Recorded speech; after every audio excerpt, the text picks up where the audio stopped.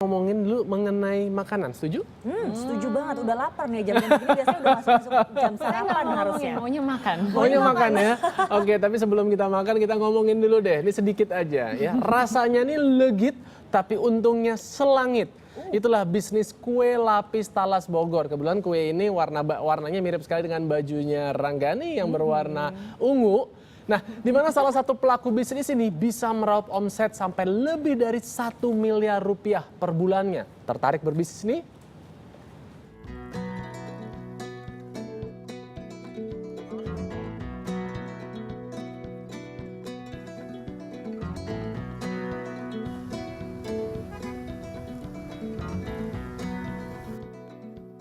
Kue lapis talas menjadi tren baru bisnis kuliner yang sedang naik daun di kota Bogor. Orang berduyun-duyun datang rela mengantri berjam-jam demi membawa pulang kue ini. Itu kan apa sih rasanya tuh lembut ya, enak banget rasanya. Makanya bakal ketagihan terus lah kalau makan. Lapis Bogor Sangkuriang salah satu produsen kue yang outletnya selalu dijejali pembeli. Dirintis oleh Rizka Romadona yang jeli memilih talas sebagai peluang bisnis. Talasnya ini kenapa saya pilih talas, karena talas ini juga salah satu ikon Bogor gitu. Kalau misalnya kita jalan-jalan di pinggir-pinggir jalan Bogor tuh kan banyak banget orang jualan talas gitu, tapi hanya dalam umbinya aja gitu kan. Kenapa nggak kita buat sesuatu makanan yang langsung siap saji gitu dan modern gitu, sehingga saya buatlah lapis Bogor. Talas banyak ditemui di Bogor, salah satu jenis umbi yang kaya vitamin dan mineral. Ide dasarnya karena Bogor ini kota pariwisata gitu ya, akhirnya kepikiran kenapa nggak bikin oleh-oleh gitu. Kalau di Surabaya ada lapis Surabaya, kenapa saya nggak buat lapis Bogor di Bogor gitu kan. Akhirnya saya coba buat lapis Bogor dengan bahan dasarnya adalah dari tepung talas gitu. Proses produksinya sekitar 45 menit, mulai dari mencampurkan tepung, telur, susu, dan saripati talas. Semua bahan dimasukkan ke dalam mixer agar menyatu. Adonan kemudian dikukus selama 10 hingga 45 menit. Uniknya, talas yang identik dengan warna putih justru memiliki serat yang memunculkan warna keunguan. Alhasil, kue pun tampil cantik dengan kombinasi warna ungu dan kuning ditambahkan taburan keju di atasnya. Lapis Sangkuriang berdiri sejak 2011. Dalam sehari, sedikitnya 1000 box kue lapis ludes terjual. Omsetnya mencapai lebih dari 1 miliar rupiah per bulannya. Kue Sangkuriang kini didistribusikan ke 3 outlet yang tersebar di Bogor.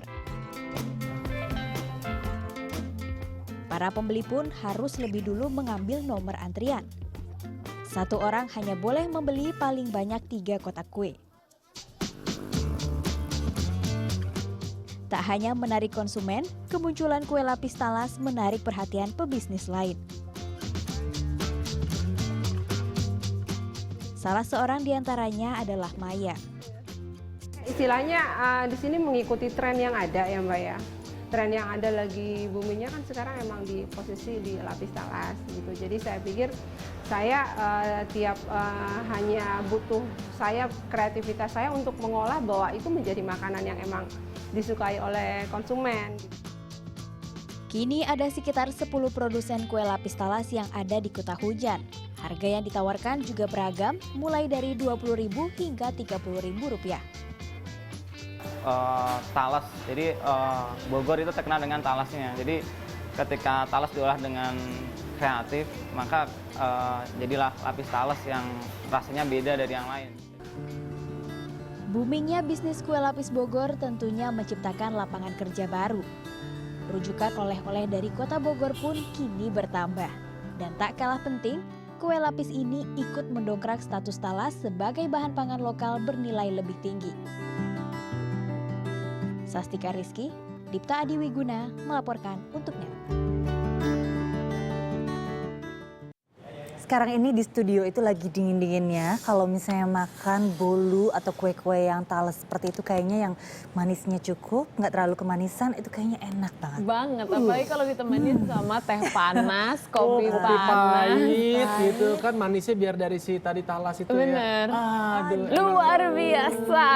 seperti peribahasa katakan, ada ubi, ada talas, ada budi, ada balas. Karena Anda sudah berbudi menyaksikan kami terus sampai jam 8:30 ini. Kembali kita akan membalas, memberikan informasi perakhiran cuaca.